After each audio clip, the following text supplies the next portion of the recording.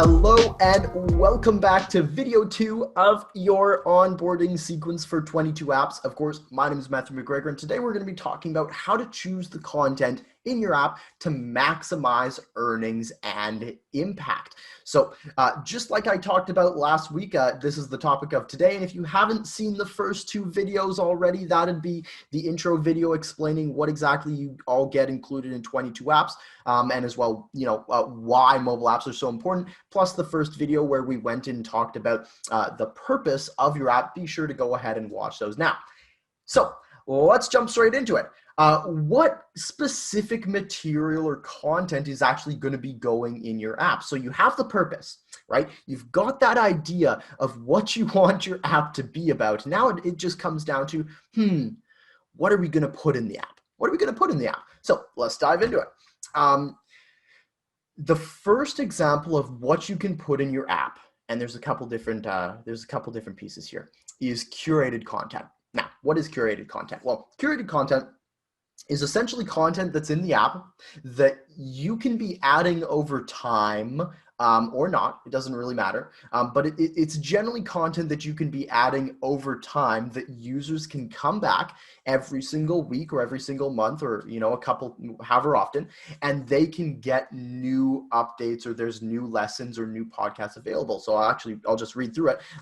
There's free content, which would be available to all users. Members content, which would only be available to specific clients of yours. Funnels, videos, links to different pages, like if you wanted to put even a calendar link, like Calendly, Schedule Once, Acuity, something like that. You could do that. You can have any links. Lessons, podcasts, audios, blogs, downloads, any type of this stuff is what I'd consider curated content. It's where they're coming in every so often to see, is there anything new? Is there something updated? Is there something I can engage with? Right? And especially when it comes to funnels, we'll be talking a lot more about funnels actually in video 4, which is my favorite video. So look out for that.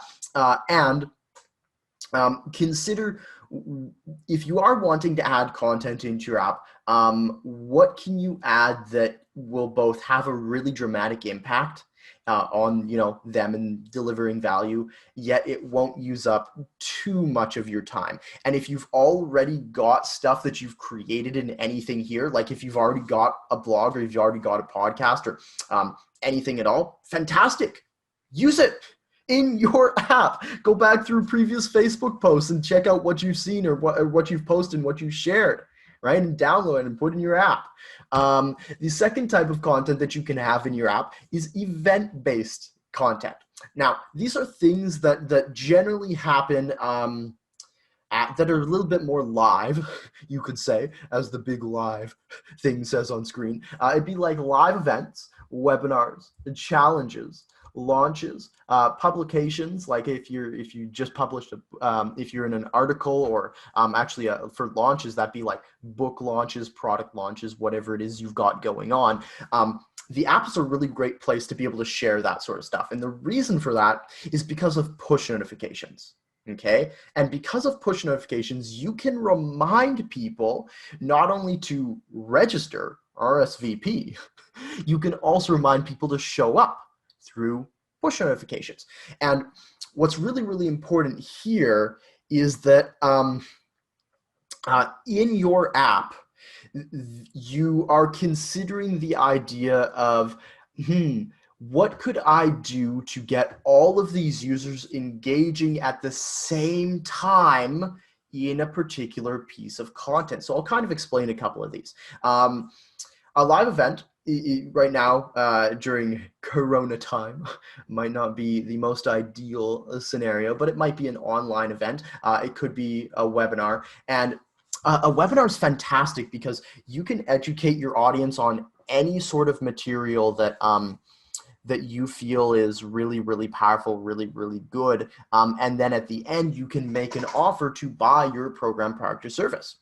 A challenge, on the other hand, is a little bit more engaging in a sense of there's the community aspect to it. Whereas if they get on a webinar, they can listen to you and it'll be fantastic training. But with a challenge, this is more so where in your app, you can link over to a Facebook group, and eventually we're going to be developing that kind of functionality into 22 apps, which I'm very, very excited about. But for now, you might link over to a Facebook group and have people commenting and posting and committing to a particular activity that you set forth in the app. An example might be this challenge is to get five joint venture partners in 5 days. I know is one of the challenges one of my good friends, Jay Facette, runs.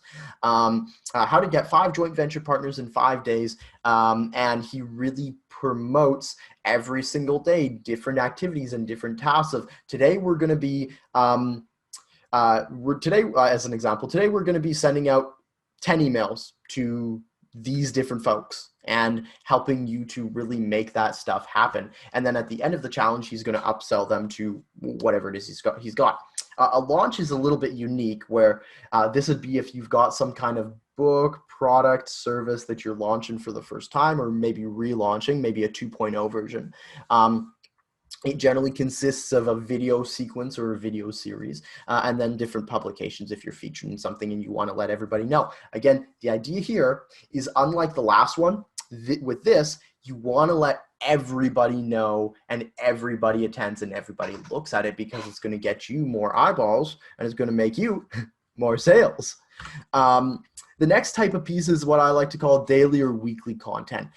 This might be a little bit more resemblant if you've chosen to do an app that's more like, rather than a resource app, a tool, though anything here is fine, where you might have a tip or a message of the day. You might have a daily task. Remember with in the last video with David's app, where he has people come in and they check off kind of how they've done today, and it gives them the mantra card and this sort of stuff. You might have a daily task there. You might have a journal prompt. I know that this is a popular one to have people every single day come in and there's a new journal prompt to, move their life in some way, shape, or form forward with the topic of the app in mind.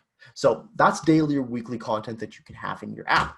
And then some other various content that you might have are some other tabs in the app. So this would be like, if you have some other rows or sections or tabs where people can access different areas, you might also have like a meet us or contact us or book a call, or if you want to have people, book an enrollment call or get on the phone with you, as well as some people have chosen to have a join live now button or somewhere in their app, where if you're doing frequent Zooms or office hours or anything like that, where people can just call in and join live, that might be an option for you. So the question here is, what content though can you repurpose? Okay, because if you've just started your business, this question might not apply. But if you've already been doing your business for a little bit of time now, chances are good you might have a lot of content that you can repurpose. So what I want you to consider with everything that I just shared is, what can you go through right now and start taking a look at, that actually I designed that before, and I think that I could use that in the app, or I started this piece over here, but I never finished it, but like, it's a good way done. Maybe that can go in my app, and start thinking about what content can you repurpose to just make this so much easier for you. Now, again, write that down though. What content do you want in your app? What content can you repurpose? What content do you want to create? What content do you want to come up with for your app? Write that all down so that it's solidified, so that when your app actually comes out, it's going to be easy for you to be able to create it. Okay? So again, what content do you want in your app? Write that down. And I also want you to, your mission, should you choose to accept it, is again, determine what features or your content that you want to have in your app. Those two slides were definitely related.